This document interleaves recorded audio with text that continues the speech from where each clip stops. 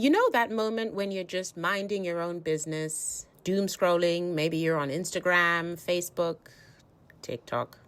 Or if you're a proper nerd like me, you're doom scrolling LinkedIn, and then boom, you see a face. It's familiar, but not. So you squint, you click, you stalk just a little, and then it hits you. Wait, hold on. I know this person from high school, but not this version of them. Nah, back then they were just another face in the corridor, probably stressed out about maths or trying to avoid the prefects. But you sit there thinking, this person's doing things, and I had no idea. But that's the thing about high school, right? You don't get to show your full self. You're filtered, you're muted. You're just trying to survive, fit in, keep your head down. No one's out there in high school expressing their truth in full technicolor when they're 14, 15. And it's only when you grow up, when life knocks you around a bit, when you finally leave, you breathe, and you start to become who you really are. And if you're lucky, if the world finally starts to see you, then you're in your glow up season. Today's conversation is with somebody I actually grew up with, but I have to be honest, I didn't really know who she was. And I wish I had. That's why this chat is special, because it's raw, it's honest. It's with someone who's standing fully in their truth, showing up with vulnerability and so many vibes. And she is letting the internet and the world see who she really is.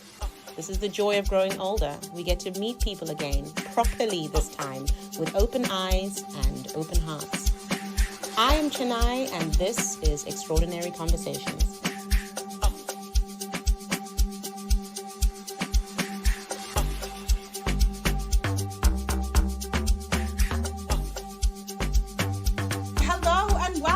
Extraordinary Conversations with Ask Chennai. I am Chennai. I'm your resident hype queen, and I love a real good conversation. I'm Zimbabwean, and I am the calmer one who just sits here to make sure that Chennai does not talk over our guest in excitement, because she does go a little bit overboard. I love you too. We are very excited to have our guest, somebody phenomenal. She's bold. One of those people who walks into a room and you know she's got a story worth telling. Her name is Yeve. Some of you might know Yeve because of her viral LinkedIn posts. Yes, someone can actually go viral on LinkedIn, as many of us have tried and failed. She has done it. She has several calls to action for women lawyers. My favorite post of yours, Yeve, was the series in February where you highlighted Black women lawyers. The one about the Honorable Justice Ketanji Brown Jackson. It really hit a chord. But Yeve does many things. She is a corporate lawyer turned executive coach, and she's the founder and chief empowerment officer of Yeve Coaching and Consulting. I love that job title. Yeve has been featured in Forbes. Big up! She is a published children's author. And for context, I actually went to high school with Yeve in Zimbabwe way back in the day. We're not going to date ourselves. And I got back in touch with her because I really appreciate how she lights up my feed. Yeve, you're always glowing. You're that woman. I love your content. I love your face. Is that a really weird thing to say? I love your glowing face.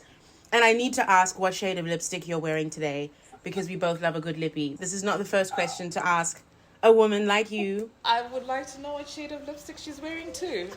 Hey y'all. First, I'm so excited to be here with you both. I could go on about how awesome the work that you're doing is, what shade of lipstick I'm wearing. I just picked it from my makeup bag, and here we are. But I do love a good lippy. I love color. I'm all about color. It's probably something I got from Sephora. Oh, we see the color thing. Your outfit says a lot about the color. I really am honored To meet you, because I've heard and read quite a lot about you, putting the face to the name, and it's really amazing. Before we get into all the business stuff, we want to start with some fun. Yeve, if you were coming onto a stage with an audience of hundreds of thousands of people and you had to choose a theme song to introduce yourself to the world, what would be your theme song and why? Y'all, this is a difficult question, okay? Because I love music and I love a lot of different types of music. Ooh, could I do a mashup? Yes. Could I do a mashup? I love mashups. Let's do a mashup. Okay. So if we were to do a mashup, I think I would want to start very hype. I'm going to go Afro beats because then I can dance as I walk in. And I'm probably now what people would consider like old school Afro beats. I don't know what the latest stuff is, but we would start with old Davido. Which one? Ooh, the name is escaping me, but if I tell... I love that song. Okay. I love that song. And then I think we would probably mash into Tuku because I love Tuku. In college, all I listened to was Tuku from home because I was abroad and it was the first time I was listening to Tuku.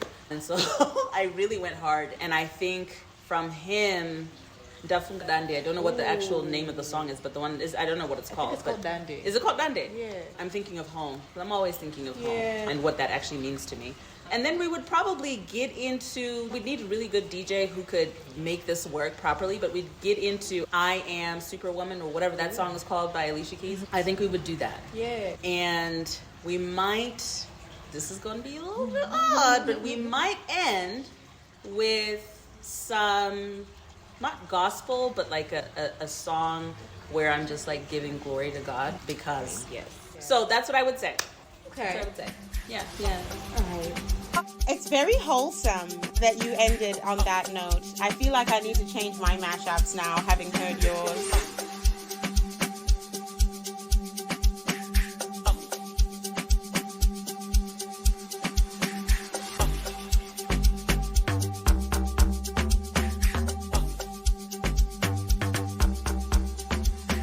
So, if I were to meet you in the street, Yeve, and I ask, who are you? Not your LinkedIn bio, just who is Yeve? Yeah.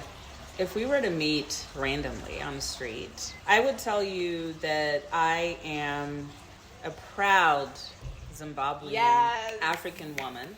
Yes. I would tell you that I am simultaneously a generational curse breaker and a legacy creator. I am the mom to a future world changer. I am Liz's daughter. I am the wife to my love. I am just a human who is trying to grow and learn and live the life that I believe I was called to live. And that is what I strive to do on a daily basis. That is such a deep response. I felt your confidence, and that's the one thing I admired the most. It's so rare now. You start asking people, so who are you? Oh, I do this, and I work there, and we find other things to attach to our identities. But I love the way you described yourself, and it is so cool. Here's to breaking generational curses. Wow, that you opened with that. I feel like that's a whole podcast in and of itself. Like that's a whole podcast in and of itself. Do you mind me asking, and, totally okay if that's way too personal, but what kind of generational curses you're breaking? I would say the very first one is this idea that you are a monolith. You have to do the one thing, right? I come from a line of very hardworking, mostly people who worked in civil service. And they worked hard and worked to the bone. And that's not the life that I want. I don't want to work to the bone and not tap into my creativity. I don't want to leave a stone unturned in terms of how I express myself. And I want to be very clear, I'm not bashing that. I think there were lots of great reasons why generations before us did that, and survival, if you look at the history just of our country. But I find it to be such a privilege and a blessing to be able to say, you know what, actually there's more for me, and I want to tap into all of who God made me and not just one particular thing. And I'm okay walking away from this beaten path to try something new. And so I think really at this stage and this season of my life, that's a really big one.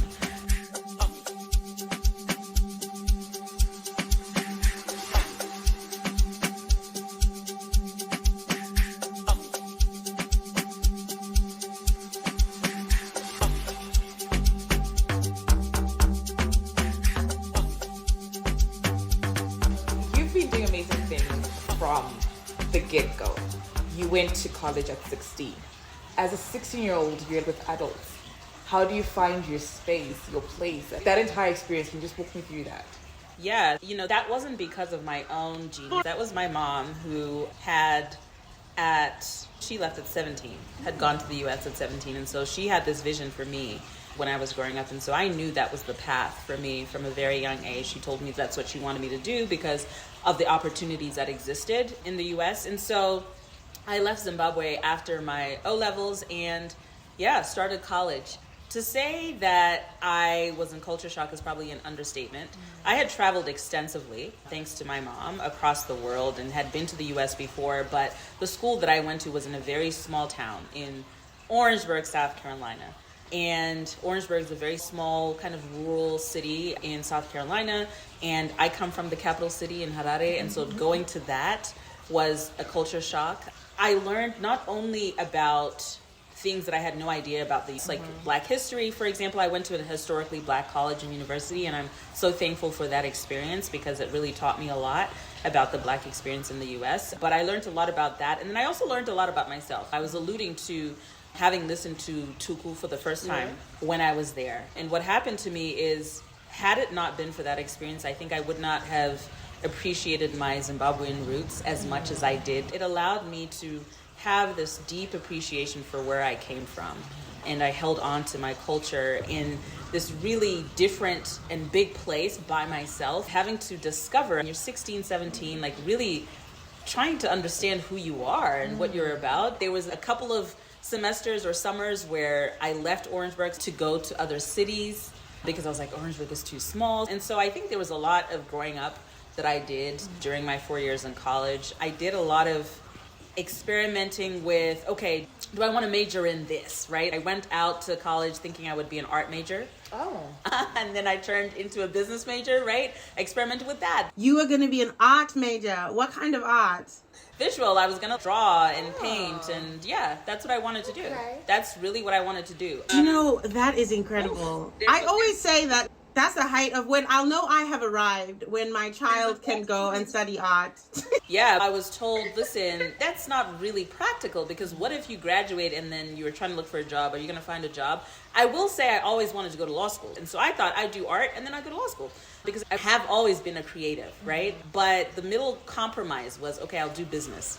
Because then if I'm looking for a job, at least business will allow me to find a job. And that is literally what happened. And I imagine had I gone the art route, maybe it would have been a different experience. I know art majors who graduated with me at the time who struggled a little bit to find a job. But I guess also because your family was that supportive, so you didn't have the whole, you can't be an artist thing, are you bad daddy? You don't get money from these kind of professions. It was more just about have something that makes you more stable. Yeah, I think it was practical advice, right? And I'm glad I made the practical choice. Yeah. And now, many years later, I am leaning in on the creative side, right? And okay, I did all the practical things. I did the college, I did law school, did that, and now it's all about my creativity. I really didn't know that about you, but it makes sense because you are very creative. You seem like an artist. And I know it's like a weird thing to say. What does it mean for someone to seem like an artist?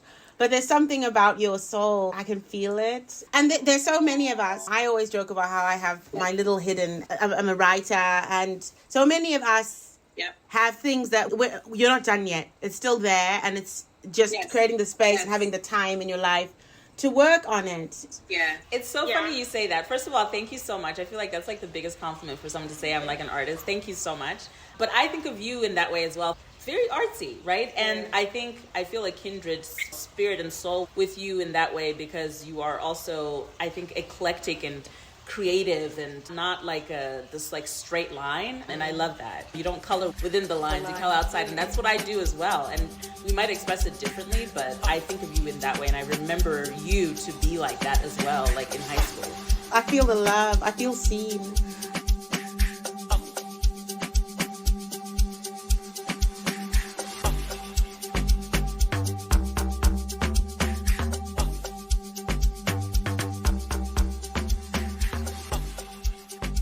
So, Yeve, one of the things a lot of people who are watching this, they're going to be curious, right? Because you have had such an impressive career and you've gone in different directions, some very unexpected for somebody who had reached where you have. And they'll be asking themselves, how does someone who grew up in Zimbabwe, then end up getting to where they have gotten to, entering spaces that are not necessarily built for people like us, absolutely navigating them and owning them. What does it really take to do that? How did you get where you are today? We want to hear about your career story. And sidebar, full disclosure, Yeve is actually my executive coach. And every now and then she drops bombs, nuggets, where I'm like, okay, she's put me in my place. She has been there. She's that woman. How does it happen? How does one do that? Or how did you do that? Thank you for that really generous kind of lead up to this question. Oof. I think there are a number of things that I will cite to. First and foremost, I had examples of this very thing. My mom literally broke barriers in a male-dominated industry, and she showed me that's just what you do. Growing up, part of my checklist was trying to be like my mom. I have not been able to do that from a career standpoint because at some point I had to let that go. I was like, okay, I'm never going to be in Marie Claire magazine. I'm never going to be whatever, all of these things that she had done. And so I had examples of that, and I have family members who are really powerful women in their respective industries. So I'm very thankful that I had the representation, and this is why representation matters, because it was never a thought that I could never do it. It was never a thought. It was like, of course, that's what you do. I think the second one is I spoke about leaving at such a young age and going off to do this thing. I always felt responsibility to make the most of the sacrifice that had been made for me to be where I was. So I always carried that. And you could call it, on one hand, pressure, you could call it black tax, you could call it a number of things, but I do think there was a deep responsibility to say, I am here and I am representing my family, I am representing Zimbabwe. There's so many people who are looking to me as an example, and there's no way that I can waste this opportunity. And so I gave it everything that I had, sometimes to the detriment of myself in the form of like burnout. I think the third kind of bucket is faith. There is no way, like you said, Chennai, right, that you can operate spaces that were not designed for you and thrive just because you are smart. There is something else. And for me, I believe very strongly in God, and my faith allowed me to navigate some really difficult things in my career. I can say confidently that in every space that I've occupied, I started in banking before I went to law. I was often the youngest, the only woman, the only black person, the only African, certainly the only Zimbabwean, right? So all of these things where I was the only, I was able to navigate. It's really because of faith and having community as well that cheered me on and believed in me when the chips were down and when I was discouraged or felt like I couldn't do it. Had people in my corner. They don't see me as, oh, Yeve, you've done these amazing things. They see me as Yeve, and they just remind me of what my goal is or my mission is. And then I'll say lastly, I think I've always been, especially now that I am older and I hear stories about who I was growing up and being a young child, I've always been somebody who wanted to go for everything. I didn't leave things undone and unexplored. Even in high school, like I was involved in everything. I did athletics, I did music, I did all of these things, and I put my best foot forward because somewhere along the way, whether that is how I came into this world or how I was nurtured, there is this belief that the sky is not the limit. Right. And so you go for it. You want to do something, you go for it. And so I'm very thankful for that. But I think it's a mixture of all of those things. And especially being in the US, for sure, with the history of the country, benefiting from all of the black lawyers who paved the way and opened doors for me to be able to exist. Golly, I can't discount that at all. That's really a major part of why I was able to operate in the way that I was, because there's a rich history and legacy in the US of black people doing the damn thing. Yeah. I hope that answers your question. I didn't go line for line in terms of my career, but I wanted to give a holistic picture to answer the question of how does that happen? I mean, that's my answer. Yeah.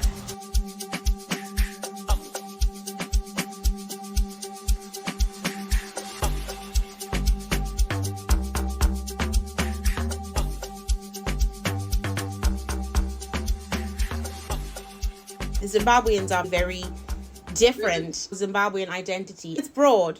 we're not like a monolith. I was having my birthday party and my cousin said, I'm bringing my boyfriend because I want him to experience a really authentic, real Zimbabwean party. And if you know me, I'm quite eccentric. Like, I'm Zimbabwean, but I'm quite eccentric. And then I suddenly felt all this pressure. I was like, wait, am I supposed to be representing all Zimbabweans right now? Because I will fail. I don't have sadza at my barbecues. All my aunties and cousins are always like, where's the sadza? I'm like, I'm too lazy. You're having rolls. And stuff like that. And then she said, no, Chennai, you definitely are giving a true Zimbabwean experience. It's a bougie Zimbabwean experience, but it's Zimbabwean. And I said, fine, I'll take it. It's like all this pressure. But for you, what part of your Zimbabwean identity do you take with you wherever you go, where you're like, this is it? When I grew up here, it was a very diverse country. You know, going to Sharon School, Jewish school, and being exposed to a lot of different things in Zimbabwe. I went to a Greek school, and whenever I meet somebody who's Greek or from Cyprus, a Greek-speaking person, I tell them, oh yeah, I used to speak Greek, I still speak some of the language, this is how you write my name, I used to sing the Greek Christmas songs, and they're always like, what, in Zimbabwe? And I'm like, yeah, because there's a community of people from Cyprus who relocated in the 70s, about 60,000 of them. So it's surprisingly diverse, open, hospitable. I know what you mean. I have the exact same experience when I tell people about the Jewish school in Zimbabwe. They're like, wait, what? Yeah. And I used to speak Hebrew. I still remember a lot of songs in Hebrew. But I'm glad that even though we had a rivalry in primary school and we always beat you guys, that we ended up at the same high school. So I won't hold that against you, Chennai. Is there a time when your Zimbabweanness is actually a superpower, when it's only because I'm from Zimbabwe that this is possible, only because I'm from Zimbabwe that this has happened? I carry my Zimbabweanness every single place I go. Like, every time I had an office, I never hid the fact that I was from Zimbabwe. I carry that so proudly, and everything that I do is in part because I am from this tiny teapot country. It's a tiny little country. And we are so resilient. We are so hardworking. These are things people know about us. And we are people who love people. We are a friendly nation. Like, all of the attributes that we talk about, Zimbabweans generally, those cultural values that were instilled have not left me. And they're things that I am now trying to pass on to my child who's growing up in the diaspora. Had I come from maybe a different country, a bigger country or whatever, maybe the hustle would have been different. Had I come from a different country, maybe my faith would have been different. Had I come from a different country, maybe my wanting to set the standard high would have been different, because then I wouldn't have seen my mom and other women in my family do that. They really broke barriers. There is rich blood that runs through our veins, and that gives you a level of confidence that even if someone tries to take that away from you, they can't. And I want to shout out Zimbabwean education, at least at that time, because I was coming from having done my O-levels. Right. And I was going, like you said, with people who had finished and they were 18, 19. And because of my Zim education, there were a lot of classes that I was able to just take an exam and skip. Wow. And I did very well from an academic point of view, like the first couple of years in like the intro classes, because these are things that I had such a strong foundation in given my Zimbabwean education. So shout out to Zim education. And the fact that we're in Zimbabwe right now doing this interview, that is special. Home is home, right? There's something about this place, about the soil, about being on this land and feeling like I am home. My soul is at peace. And so I carry that with me in everything that I do.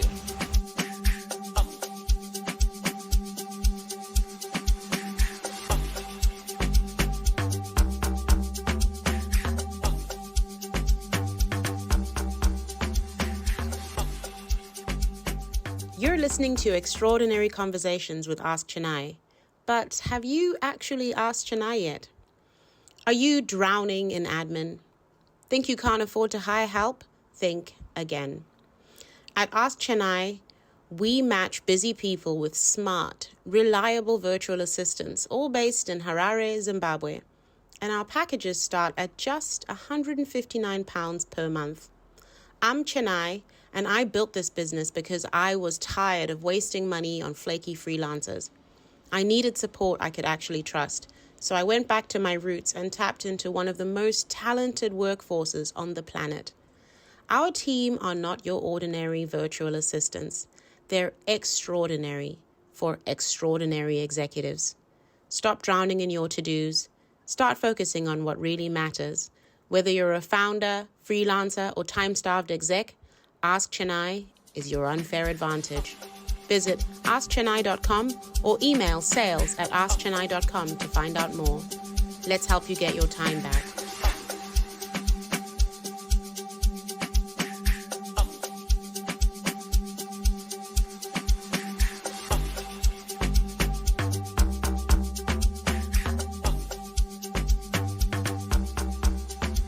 Now, I really want to talk about your coaching. I think it's so dope. Obviously, I've already said, full disclosure, Yeve was my coach.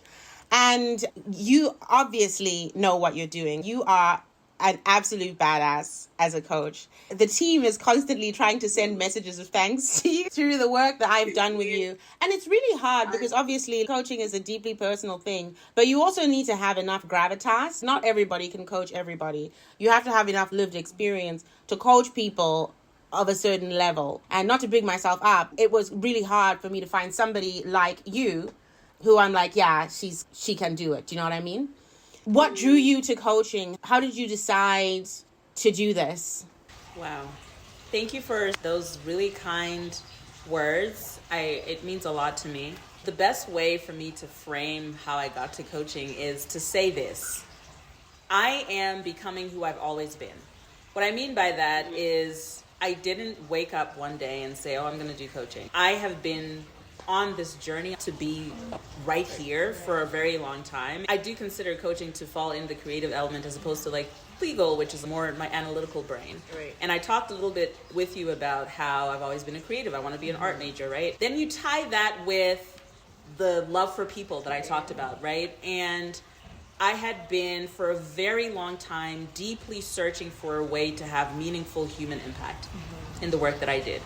As a corporate attorney, like working in corporate America, the way that I did that was through my pro bono work. I used to have a very big pro bono docket where I would be able to work with people one-on-one because otherwise I was representing banks and institutions and it was great work and really intellectually stimulating, but it was not soul fulfilling. And I needed the soul fulfilling and I had been craving that for a long time. In addition to freedom and flexibility. So those three things have been things that I've been in search of for a very long time. And over the last probably 8 years, when I started working with my first coach and I recognized I needed a shift, that is when this coaching side of me was like stirred up. This is a way that I can bring forth my love for people, wanting to make an impact and wanting to see people live their best lives. I was talking to the team a little bit about what is the running theme through the things that I do, and that is wanting people to live their best lives.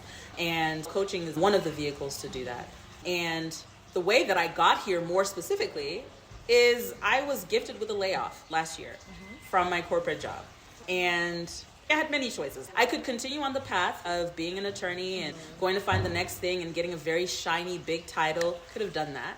I probably could have made maybe a slight pivot and done something adjacent, but still shiny, big title. Or I could completely rewrite the next phase. And I chose the latter. I chose rewriting completely because deep down I knew with everything in me that I could not do the same thing. I could not continue to do the same thing if I were to be honest with myself about what I wanted my life to look like. And I asked myself that question. It's a question I talk to clients about. I did the work to ask myself that question. And when I did, and I've got goosebumps right now, my goodness. When I did, the answers that came up led me on this new path and through which I can be a co-creator with people in their life's journey, in their work, in their life. And there is nothing for me that is more beautiful than walking alongside someone as they discover themselves. That is so beautiful. It is almost like, I'm a mom, as I've said many times, it's almost like watching and being alongside your child discovering the world. And you're like, wow, look how beautiful this is for you. And I get that feeling, honestly, with my clients as they go through self-discovery. It is so beautiful to witness. I can't capture it in words. And it gives me so much joy and satisfaction. Oh my gosh, it is such a beautiful thing to be a part of. And so I think it's a privilege that I get to do this work. I love the part where you talk about how you ask yourself the questions that you ask your clients, because then what are you teaching them when you don't have that first-hand experience? And I want to know, what's the one question that you ask your clients that they've never asked themselves? There's a number. Most of the questions I ask them, they've never asked themselves. I'm going to give you this question as a gift. If you are at a place where you are wondering, what do I do?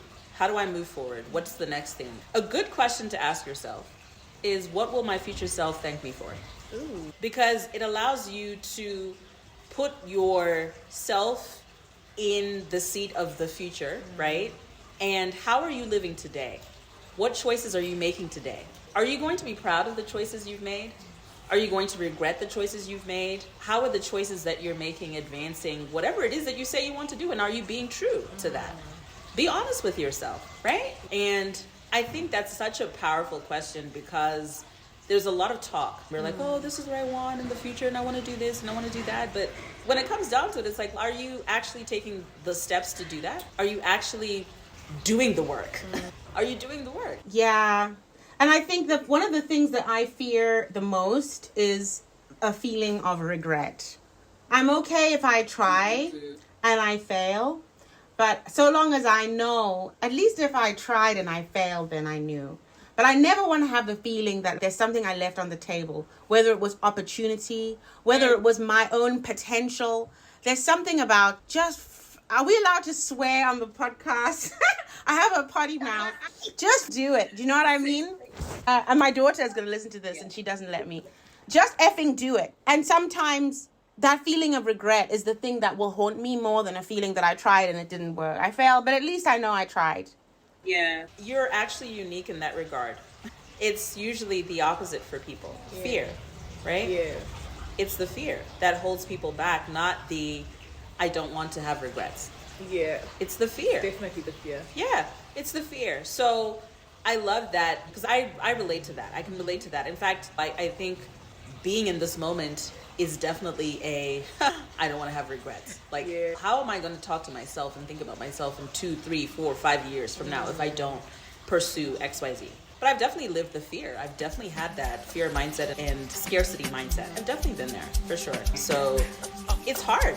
It's hard. But when you ask the hard questions, you get closer to the things that you want, for sure.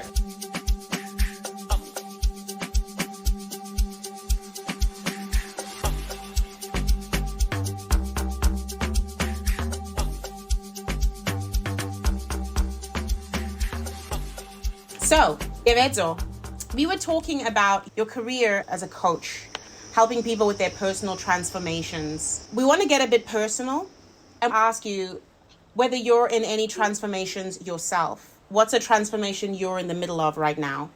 Ooh, okay.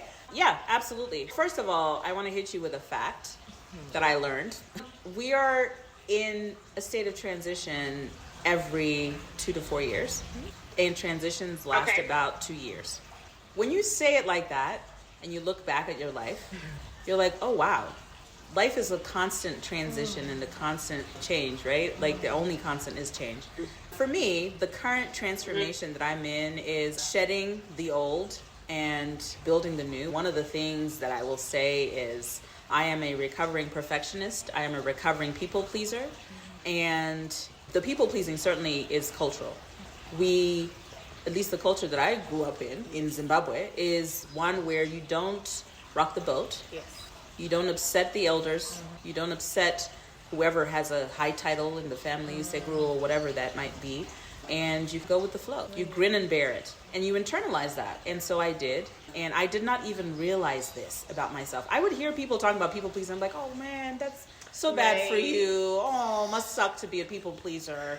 And then I realized, oh, wait a minute. I do have people pleasing tendencies myself. They might not be the thing that leads, but it's certainly there. I'm a former workaholic. And I have instituted, I don't have meetings on Fridays. That is just something I do not do now. I knew that I wanted to do that for my business. And I'm constantly evaluating and checking myself and having more accountability and more honest conversations with myself than I probably did a decade ago. And then as I examine certain decisions I've made, I am like, yeah, definitely. So I am not only on this career transformation, going from law to being a coach and really being very crystal clear on how I want to show up in the world. Part of that has meant releasing things that I accepted about who I am and being like, actually, you can change. It's okay to change. There's a couple of reasons for that. One is having a 6, almost 7-year-old will humble you, especially a girl. She is very much clear on how she feels and what's unfair and all of that. And she has taught me a lot. You think that as a parent, you are going to teach this kid all these things. No, they are here to teach you. Right. And so I've learned a lot through that experience. And so that has held me accountable. The second one is my husband. My husband is very unlike me in that he is more quiet, he's more observant, he's more chill. I am typically not those things. But that has also, in the course of our relationship, we have been in relationship with each other for 12 years. That has also forced me to really examine some things. And marriage is, I believe, if it's working well, it's really like a mirror. And you see yourself in ways that you didn't before. And that process has also allowed me to do that. And if he's listening, which he will at some point, he will be like, yeah, finally you get it. Anytime that you are grappling with how you've always done something and who you thought you were, there's tension and there's resistance and there's friction, especially in such an intimate and close relationship like that. As I grow in faith and I become more mature in my faith, I really have a better understanding of how it is that I am supposed to live in this world and how I want to live in this world and what I want people to take away from interactions and experiences with me, right? And I think that's because it was a very humbling experience to go from being at the very pinnacle and then being let go and trying to figure out where do I go now and having that uncertainty, right? And so I'm very thankful for that experience because it allowed me to rip open and rebuild really afresh. And so I get to reinvent what that looks like. There's some things that have been working very well and I'm like, you know what, we're going to keep more of that. This is more what we're going to do. So I think I'm in a very deep season of transformation holistically in my life. Super cool. You're talking a lot about reinventing and rewriting a story. So when your clients or somebody tells you that the story, that their story no longer fits, how do you help them rewrite it? It's very unique and personal to the person, right? It depends what we're talking about. But most people who come to me are coming to me for that reason. So everybody is seeking transformation. Everybody is seeking some kind of change. They just don't know maybe how to get to it, or they have hang-ups, or there's roadblocks. I see my role as being a mirror as well, to say, hey, I'm reflecting back to you this thought process. So you can examine it and you tell me what you think of it, right? So you can hear for yourself. And I think also being an encourager and helping people to feel empowered to live their lives on their terms and not for other people. And so it's a combination of all of those. And then there's the practical stuff of, here's a tool and all of that stuff. But really it is asking questions and diving deeper and allowing someone to see a different perspective. I'm really grateful for my legal experience because I have the ability, and I'm not trying to big up myself and say, hey, I'm so whatever, but I have this ability to hear something complex or see someone and see deeper. I just can do it. I can talk to someone, they can speak for 30 minutes or 40 minutes, and I know what they're really saying without saying it. I can see someone's potential when they're talking to me. I start to see things. And when I say those to people, they're like, wait, how did you know that? But it's a gift that I have in part because I think of my legal experience, because that's a lot of what you do. You have to find creative solutions to a legal problem. And I also think it goes back to the faith element too, right? And loving people and really wanting to connect with people. You might present as one way, but I see something else.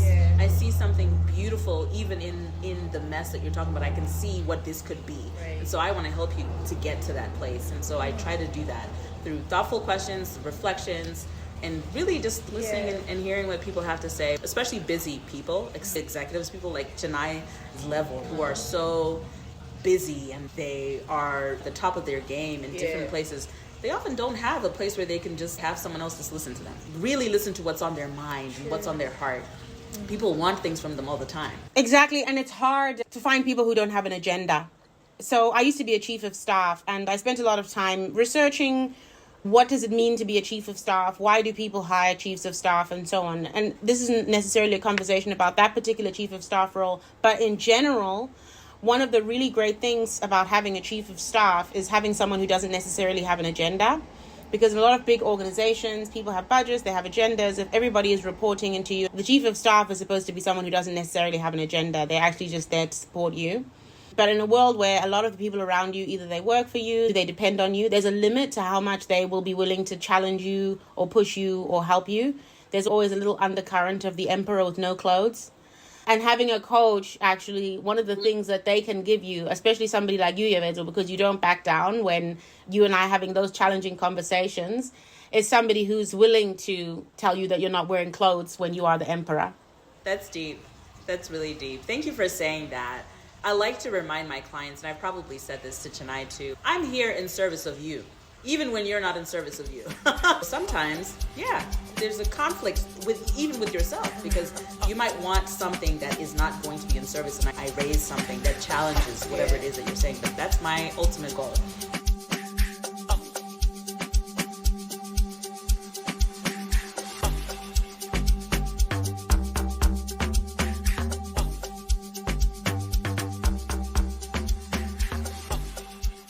So we touched earlier in the introduction about how you're a published children's book author. Can you tell us a little bit about that? What inspired you to write a children's book? What moment made you say, this book needs to exist and I am the person to write it? Okay. I think by now you have a good sense of how I think and how I operate. And I saw a gap. I was pregnant with my daughter and I wanted to build her library.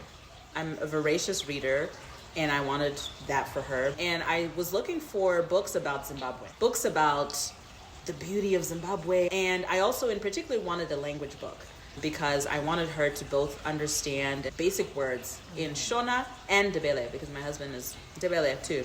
And I couldn't find anything like it. I searched and I searched. And after some time, my husband actually was just like, why don't you just write the book? And I had always wanted to write a book. That was on my checklist. Yes. I had never, ever thought about writing a Shona book. Ever. And I actually have people who were like, you were the last person who we would think would write a Shona book. Very much shade. A lot of shade.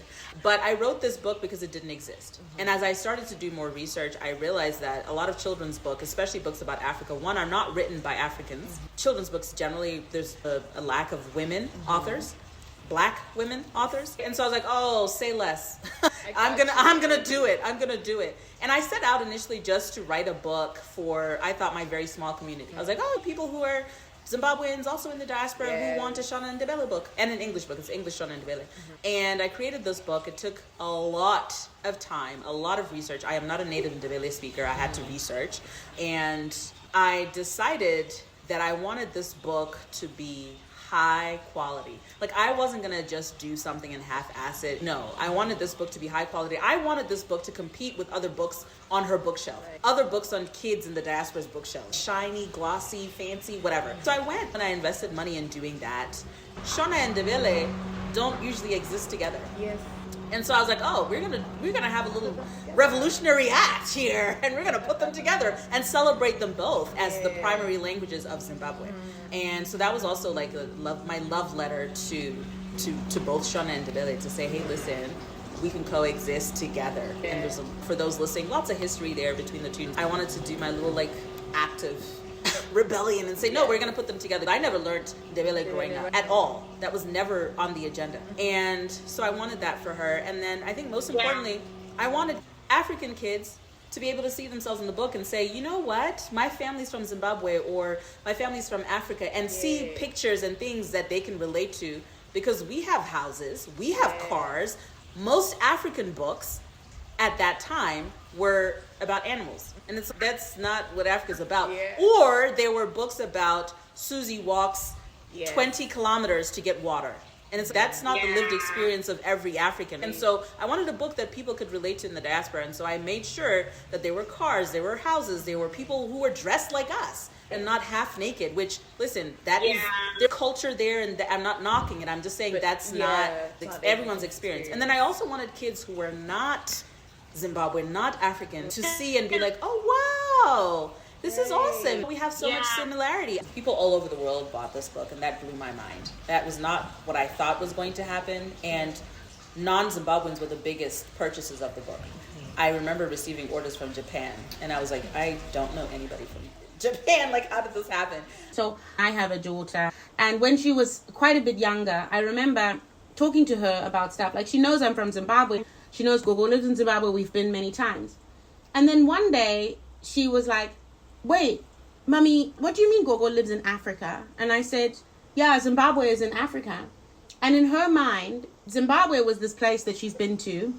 A cool place, fantastic. She has friends. She hangs out. She has a good time. And then Africa was this other mysterious place that she always sees on TV with, as you say, like all these sometimes like one-sided depictions of things that are valid. There are kids who don't have clean drinking water. But in her mind, as a 3 or 4-year-old, she actually didn't realize that those two places were the same. Yeah. Because her experience of it was so different from all the stuff she had seen elsewhere. And then I was like, no, Zimbabwe is in Africa. It's like the same place. And it blew her mind. She couldn't believe that Zimbabwe was also in this mysterious place, Africa, that she had seen and read all kinds of things about that were very one-sided. But so the team, we were talking about this, and one of the comments that came out was that people tend to get excited about Shona language or culture only after you've left Zimbabwe. So it's only those who've been in the diaspora who be like, I need a book for my kids. Do you think you'd have actually written this book or done this if you had not left Zim and you were here and your daughter could be taught Shona by Gogo next door? Probably not, because the need is different. Yeah. The need would have been different. This was born out of a need. It's not that I want her to be fluent. That's probably not going to happen given where we live, but for her to be able to know basic words, and for kids, other kids to know basic words. Yeah. Yeah. Maybe I would have written a different book. I have no doubt that I would have written a different book, but it probably wouldn't have been this one. Okay. Yeah. I'm looking forward to the next books. Yes, There's more coming. Yes, for sure. Absolutely. Yeah. I would like an autographed copy for my kids. Absolutely. Of course. Cute. You know what? I should have brought one here because my mom has some at the house. I should have brought one here for y'all. So if you're asking about the book, after 2 editions, I stopped printing it, and you might find some retailers who have it. So now the copies that exist are copies that people might have bought or maybe they resell. Amazon might still have some, but I didn't reprint after the 2nd edition for a couple of reasons. One, I didn't set out to become a millionaire from writing this book. And if you want to have a passion project that takes a lot of money, write a book. Okay. Good to know that. Yeah, so it wasn't a money-making venture, and I knew that from the outset, but it did have a limit to its life. I have so many other books that I will write, but this one, I felt like it had finished what it was supposed to do. My goal was never to start writing African language books, because people are like, oh, why don't you write one about all the other languages in Zim? I'm like, nope, no interest. That's not what I want to do. Will I start writing books that empower kids? And absolutely, that is definitely for the future. But yeah, and so the book I think did what it was supposed to do. There's more that I have in the works for like down the road, but yeah.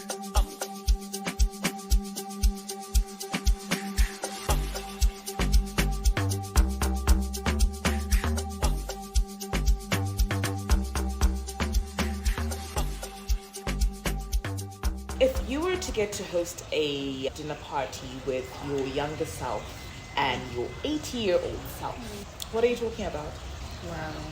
I think there's a lot of gratitude.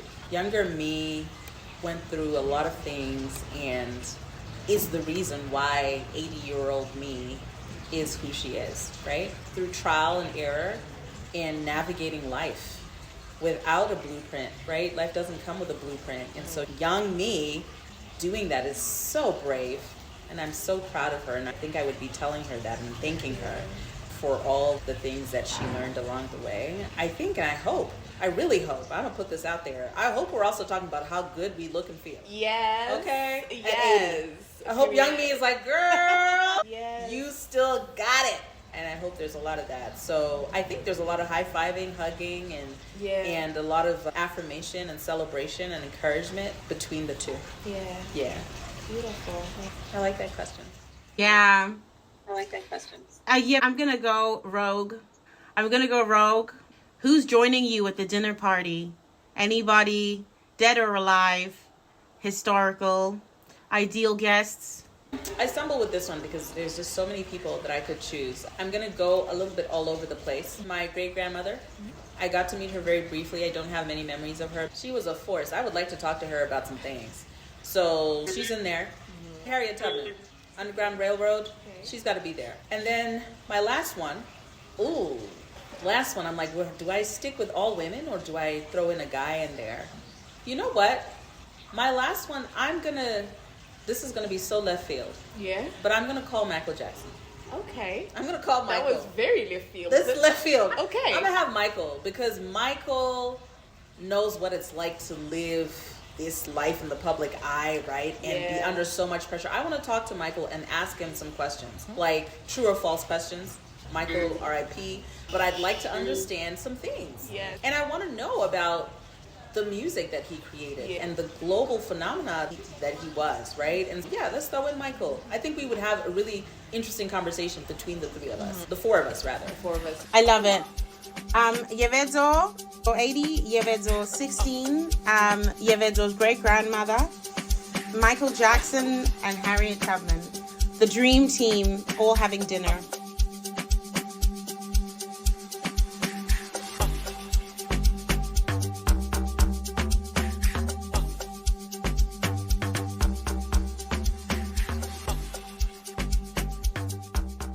We have made a commitment to end the podcast with my signature question. I'm obsessed with zombie movies. I love zombie movies. And I want you to imagine it's the zombie apocalypse. The zombies have come. They are taking over the world. You have three options. Number one is to simply become a zombie. The zombies will win, and you might as well join them.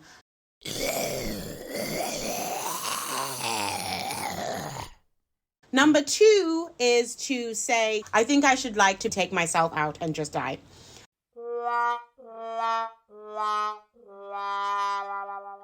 And the third option is fight. Are you fighting the zombies? Which one are you choosing and why? Okay, so we are very different in this regard. I don't watch zombie movies or horror movies. However, I have watched them and I am stuck. I'm not becoming a zombie. Right. That's not happening. But I am stuck between option 2 and 3. Right. Do I just go down without a fight?